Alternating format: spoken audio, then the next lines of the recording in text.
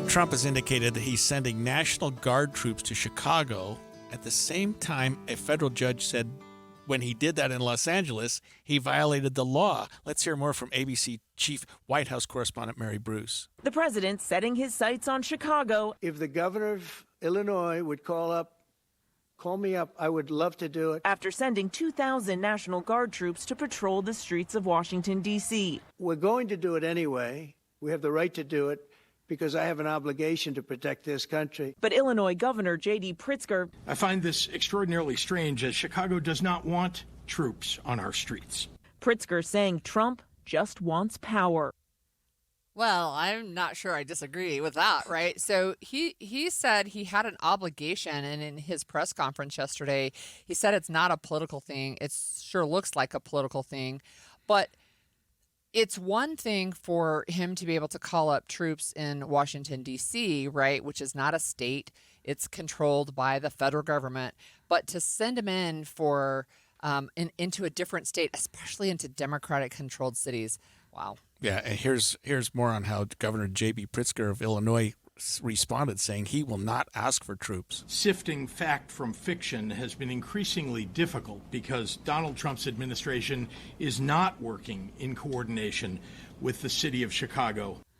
So what happened recently also in terms of just the whole legality of this? Now, you said something really smart just a second ago, that Washington, D.C. is one thing, right? But America's cities, Los Angeles, Chicago, Trump's also talked about going into Baltimore, are overseen by their state governors. Right. And in fact, a judge decided very recently, within the last couple of days, that Trump's deployment of troops to Los Angeles starting in June was a violation of the law. And the judge used what they call the Posse Comitatus Act, which, believe it or not, I studied a couple of years ago.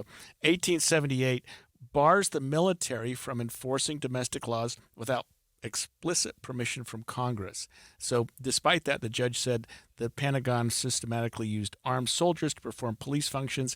He noted that Trump has expressed his desire to use similar tactics in other cities. He said that that was done illegally. That's violation of the law that was specifically designed to prevent that from occurring. Military does military, and states govern and decide how they're going to handle law enforcement within their jurisdiction. Right. So one of the things I understand with the Chicago one is he's not mobilizing the Illinois National Guard. He's sending in National Guard troops from Texas. Right. Yes. Right? Because it's the governor's purview to say whether or not he's going to mobilize the National Guard underneath that state law, right? And you can send them to other states, and we've done that in Utah. I've sent, National Guard to help sometimes in national emergencies, for example, and some other scenarios. But it's really interesting.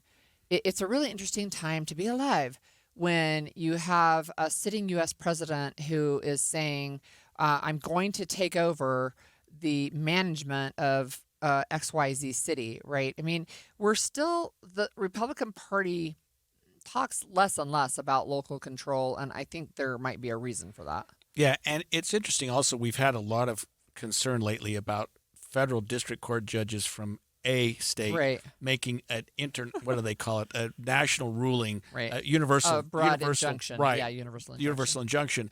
And that doesn't apply. And the fact the judge in the Los Angeles case said this is a California ruling. This is based on what happened from the White House to deploy troops, and Pete Hegseth sending people in to Los Angeles to hold down the riots and whatnot that they presumed were happening there. So it doesn't necessarily apply to Chicago, but I would assume that the Illinois governor and the Chicago mayor are going to file a lawsuit, an injunction immediately, and at least use the ruling that this California judge said and say, look, that seems to be sound logic. Right. Let's put a stop to this before it gets much further. And you could also assume that the authorities in Baltimore, Maryland are going to do the same thing. One of the things that's interesting is what the judge said. He said that it appeared that President Trump was intent on creating a national police force with the president as its chief of police. Which is exactly what he needed to say to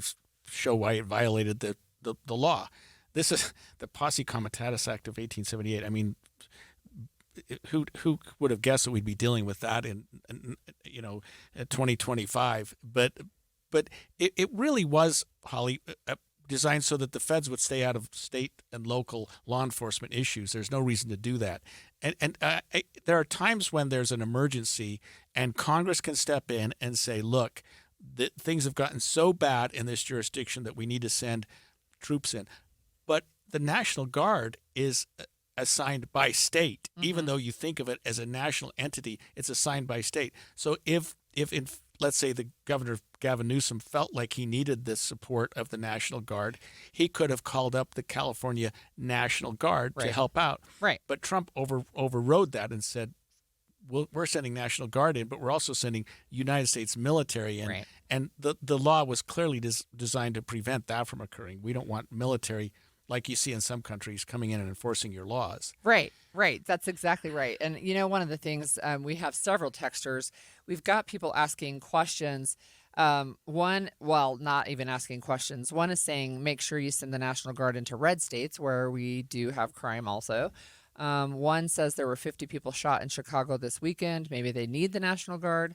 One says this decision was overturned. I hadn't heard that this decision that came out on the LA one has been overturned. That seems rather quick since it just barely was updated this morning. Unless it was overturned since the show started. While we were talking. Right. And then somebody wants to know if there's a difference in citizenship from state to federal. There's not a difference in citizenship. But there's a difference in who is in charge, right? So, for example, federal law governs citizenship. Utah, as a state, can't say we're going to decide to make you a citizen of the United States. We can't do that as a state. We can say you're a resident of the state of Utah, right? And we can say within Utah we have 10th Amendment rights to govern ourselves, right? And we can do that. But the federal government does have the ability to step in sometimes, right? But in this particular situation, for example, if there were Hurricane Katrina, we just passed the 20th anniversary of that, they requested help from the national government, right, to send in National Guard troops and others, right, to come in and assist with the cleanup after FEMA. FEMA was one of the agencies they requested help from, but to clean up after Katrina. But what the governor of Illinois is saying, of course, is I'm not asking for help. We don't need help here. Right. And it's interesting, the ebb and flow between state and federal government and response to things. And we talked even today about the gymnastics coach who was prosecuted for virtually the same conduct in both federal court and state court. But he crossed state lines with one. Right. Yes. Yeah. And so you can to have a federal matter, you have to have a federal connection. We call it a nexus. But and that's mostly for criminal. But even in a case like this, for the president to come in and say, hey, we need support there, he can't do it on his own. He has to get support of Congress, and they're not going to do that unless there's something really quite extraordinary going on within the borders of a certain state.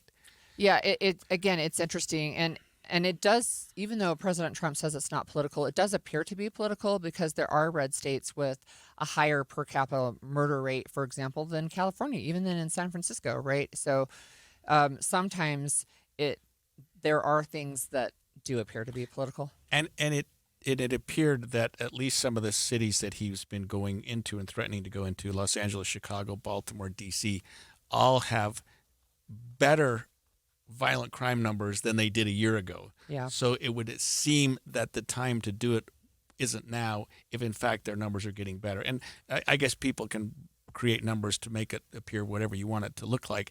But those cities, I think at least 3/4 of those, maybe all of them, have reported that their crime stats for violent crimes are down. So the necessity of that wouldn't appear to be quite as great as the administration would have you believe. Okay, we're almost out of time, but I will say I found information about the appeals court and California, and this was back in June and not current to this week's ruling. Okay. So there we go.